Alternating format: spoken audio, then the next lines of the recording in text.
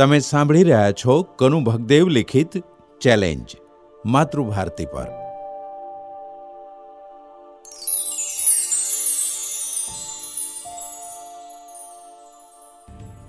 કોઈ કશું બોલે તે પહેલાં જ ક્રોધથી બંને હાથની મુઠ્ઠીઓ વાળતો ગુલાબરાય સ્પ્રિંગની જેમ ખુરશી પરથી ઉછળીને ઊભો થયો અને લાલઘુમ ચહેરે દિવાકર તરફ માતેલા આખલાની જેમ ધસ્યો.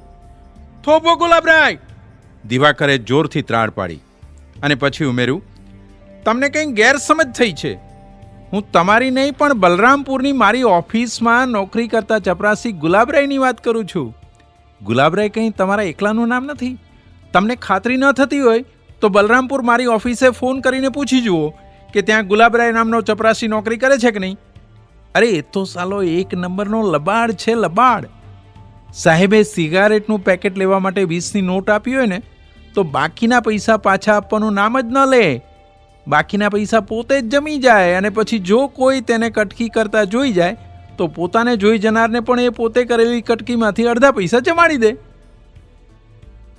ગુલાબરાય એની સામે ડોળા ઘુરકાવીને રહી ગયો. કહેવાની જરૂર નથી કે ગુલાબરાય અને દિવાકર પણ આજકાલ કરતાં ઘણા સમયથી એકબીજાને ઓળખતા હતા. ગુલાબરાય પાછો પોતાની ખુરશી પર બેસી ગયો હતો. બેગી પેન્ટ અને શર્ટમાં તે શોભવાને બદલે ઉલટાનો હાસ્યાસ્પદ દેખાતો હતો. દિવાકર, તું હવે અવળચંડાઈ મૂકીને વાતાવરણની ગંભીરતાને ધ્યાનમાં રાખીને હવે પછી સહેજે અવળચંડાઈ કર્યા વગર મારી વાતોનો જવાબ આપતો રહેજે. દિલીપે કઠોર અવાજે કહ્યું, મેં જે સવાલ પૂછ્યો હતો તેનો જવાબ આપ. તમારા સવાલના જવાબમાં દીનાનાથે કહ્યું હતું કે એનું નામ હું નથી જાણતો અને મેં એક જ વખત તેને જોયો છે. તો હવે પછી મને એ કહે કે દીનાનાથે રાજેશ્વરીના દુશ્મનનું જે વર્ણન કર્યું હતું તે આબેહૂબ અહીં સામે ઉભેલા મિસ્ટર અજીત મર્ચન્ટને બંધબેસતું આવે છે કે નહીં? હા, તદ્દન લાગુ પડે છે. બલરામપુરમાં એમણે એમના નામથી અપરિચિત હોવાની વાત કરી હતી. હું એને ઓળખતો નથી એમ પણ કહ્યું હતું. જ્યારે અહીં તમે પૂછેલા પ્રશ્નના જવાબમાં હમણાં જ એમણે તમને એમ કહ્યું કે હા, આ માણસને વર્ષોથી ઓળખું છું અને તેમનું નામ અજીત મર્ચન્ટ છે. મારી જાણ પ્રમાણે આ બંને સાળા બનેવી થાય છે. તેમ છતાં પણ દીનાનાથે તમને પોતાના બનેવી અજીત મર્ચન્ટને બદમાશ તરીકે શા માટે પાછળ દોડાવ્યા એ મને સમજાતું નથી. આવું જૂઠાણું તેમણે શા માટે ચલાવ્યું એનું કારણ હું સમજી શકતો નથી. બસ આ જ સવાલ મને પણ અકળાવે છે. બોલો, જવાબ આપો મિસ્ટર દીનાનાથ. દિલીપ દિનાનાથ સામે ક્રોધિત નજરે જોઈને ઊંચા અવાજે બોલ્યો, તમે આમ શા માટે કર્યું? બોલો, આ એ જ માણસ છે કે નહીં? હા. દીનાનાથના અવાજમાં કારમી ઠંડક હતી. તે આ જ છે. હું ઈચ્છા હોવા છતાં પણ તમને નહોતો કહી શક્યો કે આ માણસ મારો બનેવી છે અને એ નાતે તે મારી દીકરીના ફુવા થાય છે. તમારી બધી જ વાતો હળાહળ ખોટી અને ઉપજાવી કાઢેલી હતી. દિલીપે કડવા અવાજે કહ્યું, મિસ્ટર અજીત મર્ચન્ટ ન તો કોઈ ધંધાદારી કેફી પદાર્થો વેચનારા છે કે ન તો એમની તરફથી તમારી દીકરીને કોઈ જોખમ હતું. તમારી આ બંને વાતો એકદમ ખોટી હતી. એક વાત સિવાય મેં બધી જ ખોટી વાતો કરી હતી મિસ્ટર દિલીપ, એ હું કબૂલ કરું છું. પણ જે એક વાત મેં કહી હતી તે એ કે આ માણસ ખરેખર જ રાજેશ્વરી માટે જોખમી હતો. રાજેશ્વરીને એના પંજામાંથી બચાવવા માટે મેં તમારી મદદ માંગી ત્યારે મને ખાતરી હતી કે જો મારા બનેવી મિસ્ટર અજીત મર્ચન્ટ રાજેશ્વરીને શોધી કાઢશે તો જરૂર તે એને મારી નાખશે. જો સરલા નામની છોકરીએ રાજેશ્વરીનું ખૂન કર્યાનો ગુનો કબૂલ્યો ન હોત તો મારી દીકરીને ખુદ એના સગા ફુવાએ એટલે કે મારા બનેવી મિસ્ટર અજીત મર્ચન્ટે જ મારી નાખી છે એમ જ હું માનત. અજીત મર્ચન્ટનો ચહેરો કાળઝાળ રોષથી લાલચોળ બની ગયો. દીનાનાથ, તમે હંમેશા મને ધિક્કારતા આવ્યા છો.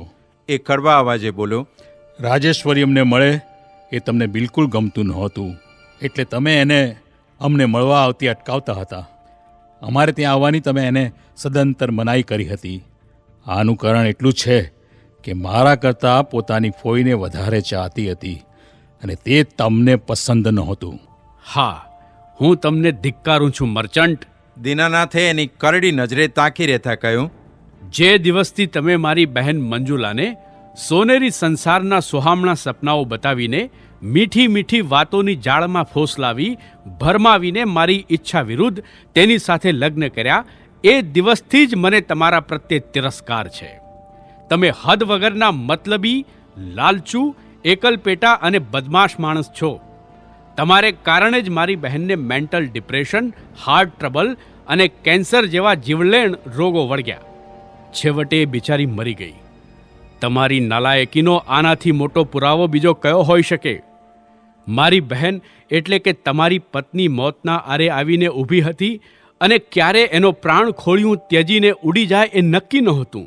તેમ છતાં પણ આવી ગંભીર અને કટોકટીભરી સ્થિતિમાં તમે એ બિચારીને નિરાધાર હાલતમાં મૂકીને સેંકડો માઇલ દૂર અહીં આવી ગયા.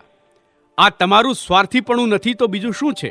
મારી દીકરી રાજેશ્વરી તમારો અસલી ચહેરો જુએ, તમારા કાળા કરતૂતોની એને જાણ થાય એવું હું નહોતો ઈચ્છતો. એટલે ઈરાદાપૂર્વક જ મેં તેને તમારાથી દૂર રાખી હતી, અળગી રાખી હતી. ઊંચા અવાજે મને પણ વાતો કરતા આવડે છે દીનાનાથ. અજીત મર્ચન્ટના અવાજમાં દીનાનાથ પ્રત્યે નરો તિરસ્કાર ઉભરાતો હતો. તમારી બહેન મંજુલાએ ક્યારેય તમારી દીકરીને માની ખોટ સાલવા નહોતી દીધી અને એક સગી પુત્રીની જેમ તેનું લાલન પાલન કર્યું હતું તથા ઉછેરીને મોટી કરી હતી. રાજેશ્વરી પણ મારી પત્નીને પોતાની સગી જનેતા સમાન જ માનતી હતી, પણ મારી પત્નીની માંદગી પછી તમે રાજેશ્વરીને મારી અને મંજુલા વિરુદ્ધ ઝેર ઓકીને તેને ખૂબ જ ભરમાવી દીધી હતી અને તેના હૃદયમાં અમારે માટે નફરત અને ઘૃણાના બી વાવી દીધા હતા. તમારી ખોટી રજૂઆતો અને વાતોથી એ બિચારી એટલી બધી ભરમાઈ ગઈ હતી કે તેને તમારી દરેક વાતો બ્રહ્મવાક્ય જેવી સાચી લાગી.